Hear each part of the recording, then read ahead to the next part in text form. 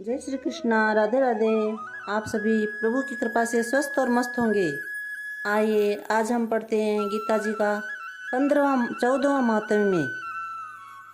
श्री महादेव जी कहते हैं, पार्वती अब मैं भव बंधन से छुटकारा पाने के लिए साधन भूत 14वें अध्याय का महात्म्य बतलाता हूँ। तुम ध्यान देकर सुनो। सिंहल द्वीप में विक्रम नामक बेताल एक राजा थे जो सिंह के समान पराक्रमी और कलाओं के भंडार थे। एक दिन वे शिकार खेलने के लिए उत्सुक होकर राजकुमारों सहित 2 कुतियों को साथ लिए वन में गए। वहां पहुंचने पर उन्होंने तीव्र गति से भागते हुए खरगोश के पीछे अपनी कुतिया छोड़ दी।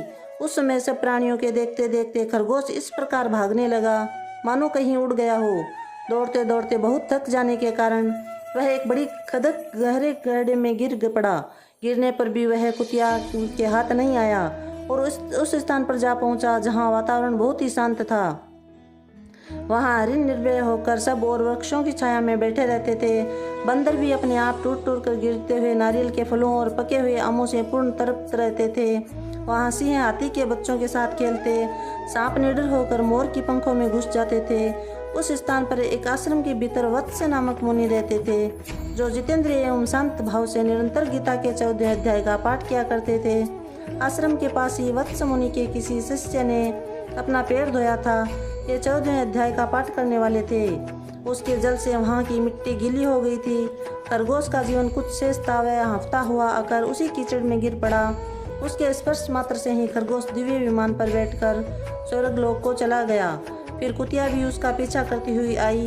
वहाँ उसके भी शरीर में कुछ कीचड़ के छींटे लग गए।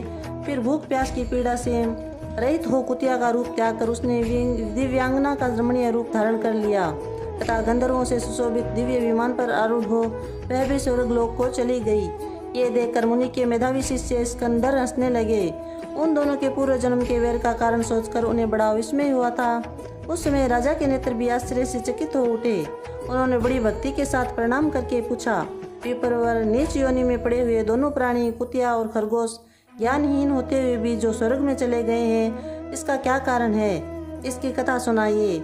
शिष्य ने कहा, भोपाल इस वन में वत्स नामक ब्राह्मण रहते हैं। वे बड़े जितेंद्रिय महात्मा है।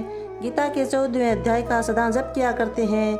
मैं उन्हीं का शिष्य हूँ। मैंने भी ब्रह्म विद्या में विशेषज्ञता प्राप्त की है। गुरुजी की ही भांति मैं भी 14वें अध्याय का प्रतिदिन जप करता हूँ। मेरे पैर धोने के जल में लौटने के कारण ये खरगोश कुतिया के साथ ही स्वर्गलोक को प्राप्त हुआ। अब मैं अपने हंसने का कारण बताता हूँ। महाराष्ट्र में प्रद्युत नामक महान नगर है। वहाँ केशव नामक का एक ब्राह्मण रहता था जो कपटी मनुष्यों में अग्रण्य था।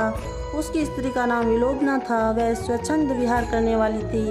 इससे क्रोध में आकर जन्म भर के वेर को याद करके ब्राह्मण ने अपनी स्त्री का वध कर डाला।